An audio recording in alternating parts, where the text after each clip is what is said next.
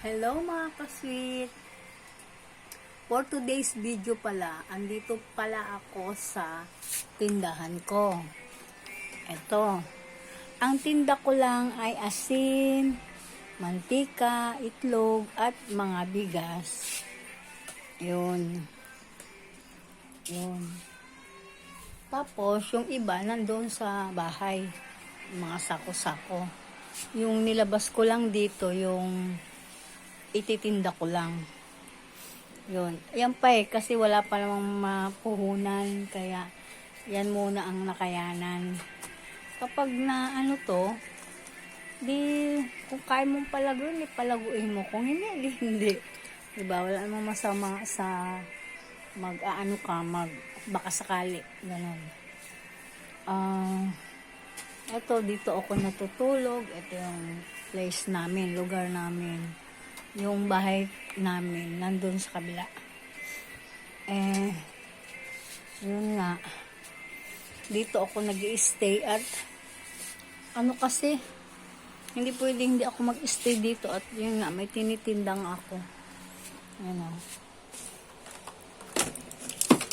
At pasalamat na lang ako sa Diyos at kahit ganito na ako may edad, hindi niya ako binigyan ng anong karamdaman, yung magkakaroon ka ng financial ganun na mga gamot. Ayoko, hindi ko sinasanay ang katawan ko sa gamot kasi ang gamot ang papatay sa iyo pagka masyado nang maano ang katawan mo sa gamot. Nako, yun, doon ka na magkakaroon ng iba-ibang mga klaseng sakit. Kaya ako, pag nilalagnat ako o ano, hindi ko iniinda. Ang ginagawa ko, lalo pa ako magpapakapagod, maglakad, magwalis-walis dyan kung saan. Para ba hindi ko maramdaman ng nilalaban ko talaga ang mga dumarating sa akin na sakit. Kasi alam mo, mahirap kapag hindi ka lumaban. Ihihiga mo. Tapos, matutuluyan ka dahil lagi kang nakahiga, nakahilata, kahit na ano, may nararamdaman ka. Hindi, ako, iisipin ko sarili ko kahit na sasabihin ko sarili ko, wala akong sakit, ay, gagawa ako, maglalaba ako, ganun. Kaya yung sakit umaalis sa katawan ko kasi yun ang paraan ko para lumaya sila sa loob ng katawan ko. Kaya yun, ganito anong nasa 50 plus na ako hindi ko man naranasan yung kuya ko nasa 61 na. Ayun, kung ano-ano nang iniinda, meron ng diabetes, meron ng ano, kasi ako hindi ako kasi mahilig mga ka-sweet, hindi ako mahilig sa mga chichirya, mga soft drinks. Tubig lang ang iniinom ko. Tsaka malamig yun. Yung mga soft drink, mga chichirya, mga noodles. Ang daming mga noodles ng kapatid ko na dala galing ibang bansa. Ni minsan isang baso, hindi man lang ako tumikim. Kasi hindi ako mahilig sa mga ganang noodles na yan. Nakakasira yan sa katawan ng tao mga noodles, mga ano.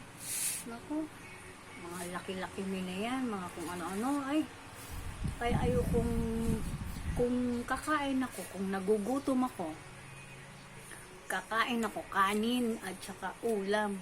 Magmimerienda ako, kanin, ulam, di ako bibili naman kung ano-ano, mga chichirya, mga kung ano-ano pang nakakasira sa katawan ng, naku, kaya ayoko, di bali na lang. Saka pag nagkakape ako, pag umaga lang. Pero pagka sa hapon, wala na akong kape. Hindi ako nagkakape. Kaya mga ka-sweet, pasensya na kayo at ngayon na ako nag-live, ng video,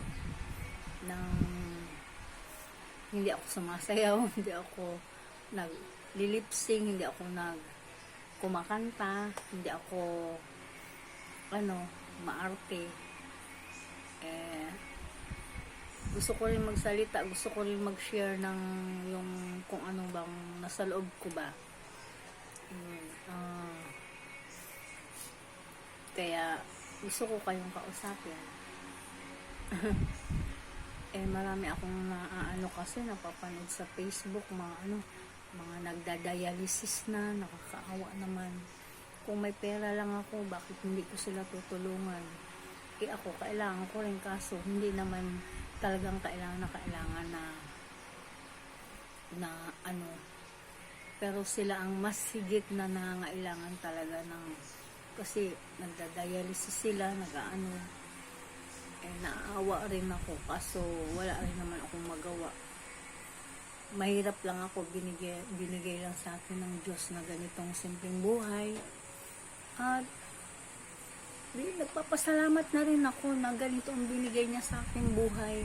Kahit wala tayong pera, huwag lang yung bigyan niya ako ng sakit. Ayoko. Di bali na ganito ako, basta kung pagpipiliin ako, yung gusto niya marami akong pera, pero kung anong sakit ang tumutubo sa katawan ko, ayoko. Di bali wala po akong pera, Diyos Ama. Basta wala lang akong mga sakit. Yun lang ang gusto ko sa Kanya. Hindi niya ako binibigyan ng kahit anong karamdaman. O hindi ko masasabi kung baka hindi ko pa oras. Kaya siguro hindi niya ako binibigyan. Ganun siguro kasi hindi naman lahat tayo may nangangati yung tenga ko. Lahat tayo kukunin niya sa tamang panahon, sa tamang oras. Meron tayong kanya-kanyang oras para sa pagkuha sa atin. Kaya mga kasweet, salamat at kahit paano nanonood kayo sa akin. Maraming salamat sa inyo. Mahal ko kayo mga kasweet. Ito, hanggang dito lang yung video ko, okay? Thank you.